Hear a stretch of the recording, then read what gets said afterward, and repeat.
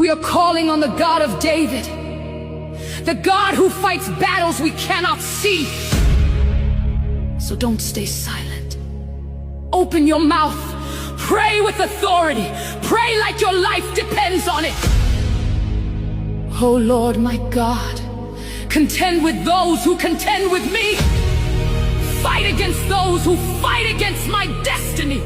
Stand up for me, Jehovah Gibbor, the mighty man of war. Take hold of shield and buckler. Rise up as my divine defender. Lift your spear and block the path of every enemy pursuing me. And speak to my soul right now. I am your salvation.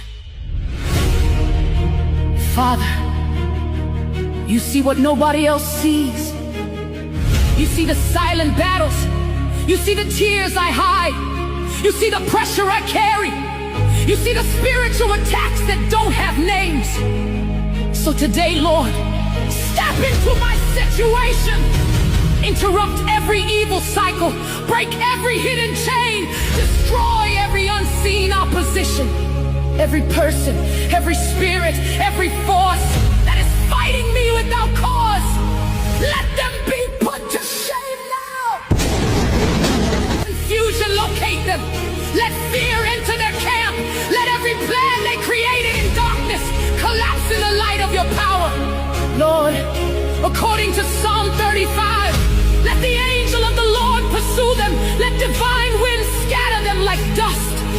Let their path become dark and slippery. Let them fall suddenly. Let their own traps catch them. Every pit dug for me, turn it back. Every arrow sent to destroy me, go back to the sender.